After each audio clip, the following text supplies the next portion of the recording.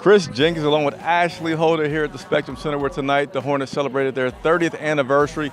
Had a lot of cool things going on tonight with the Beehive floor behind us, logos, even the scoreboard, and I think it had a pianist here or something, right? Yeah, everything was throwback, man. Back to the old days. I wasn't alive then, but I'm assuming You wasn't alive then? No, I wasn't alive then. I mean, I was probably alive then. No, I wasn't alive then. That's okay. 30 years ago. We don't know. It was a long time ago. No, yeah, it was a long time ago. Not that you're old. Just saying.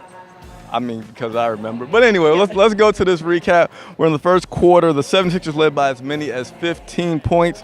42-30 was the score at the end of the first. Joel Embiid for the 76ers putting up 18 early on, and Kemba Walker putting up 12. By the half, it was 63-56 with the 76ers leading. Now you go into the second half, third quarter, and the Hornets kind of crept back into it, getting us a lead as much as by 4. I'm stumbling because it's been a long day. It's kind of tired. We've been doing a lot with that commemorative thing. But I'm going to make it through, right? Yeah, you're going to make it through. It's all right. But let's just go to the most exciting part of this game, which was by far Kemba Walker. Fourth quarter, I don't have the breakdown of his points, but he really took off. Had 58 points by the end of regulation. I was wondering just how many points he would put up because we went into overtime. In overtime, he only had 2 more points, finishing with 60, and this was a heartbreaking loss. The 76ers beat the Charlotte Hornets 122-119. Normally, this is where I would play comments by the coach, but he got in there, he answered one question and said thank you and walked away. So I'm going to turn to the Ashley Holder, the young Ashley Holder, because she doesn't remember when the Hornets started. Tell me your take on this game. Well, first of all, Coach Borrego was clearly, visibly very upset. I mean, like you said, he only answered one question, and someone said, I think it was just what's your take on this game? And he was just like, you know what, Kemba Walker is an amazing player. I'm proud of them, and that's all he said, and was like, you know what, that's it. And then walked out. Obviously, visibly very upset. Went into the locker room afterwards. Everybody was upset. Nobody was really talking. Kemba Walker usually takes a long time to get ready already. Yeah. And he just was even slower. I mean, you could just tell the man played, 45 minutes tonight, put up 60 points. And at this point, it's just somebody has to do something to help him out. There was only one other player that was, not only one other player, but 2 other players that were in double digits, and that was Jeremy Lamb with 20 and Cody Zeller with 10. You have Marvin Williams that only gave you 4 points. He fouled out. Cody Zeller ended up fouling out again against Joel Embiid as well.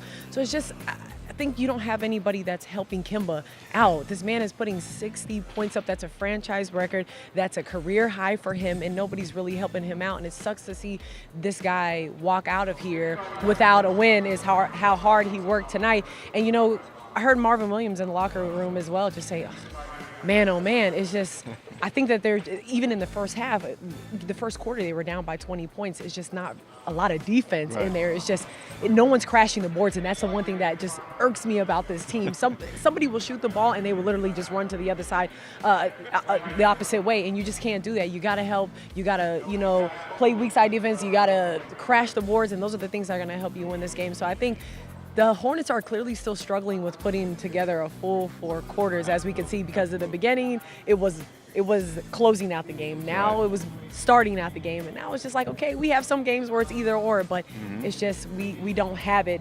collectively, and I think that was the problem tonight. Well, and I think the emotional part actually was accentuated by the anniversary, right? Yeah. You got all these legends back here. Kemba was supposed to be a part of that team, and then you lose this game. But so now the Hornets are under 500. I think they're 7-8, if that's correct. Playoff team, what do you think? They're right on that cusp. Here, listen, all you have to do is get the top 8 teams. It doesn't matter. Right. For us, that's all we need. We get in that 8th spot, we might be able to do something with it. Now, I don't really necessarily maybe want to play the Raptors, the Celtics, or what do you want to play up there? Maybe like the Wizards. Okay. We could maybe play the Wizards. So we got to scoot up a little bit. Play the Heat, around that time. I wouldn't mind playing one of those 2 teams, not really the Celtics or the Raptors first. I would like to stay away from those.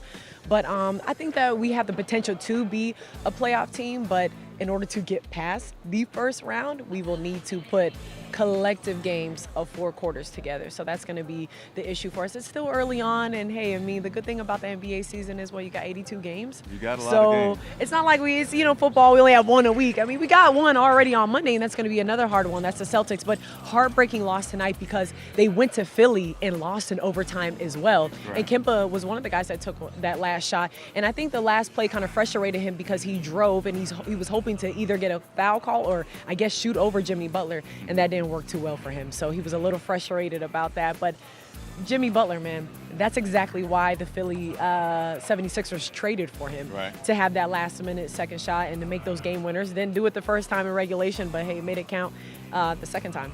Yes, yes. So that ends our recap for tonight. You will see her face Yeah. a lot more than mine because Ashley Holder 'Cause I'm is. prettier than him. You are. I'm more handsome than you. Well, yeah, I don't Yeah, want to you be don't have handsome. to, well, I don't want to But be a pretty. guy could be pretty, too.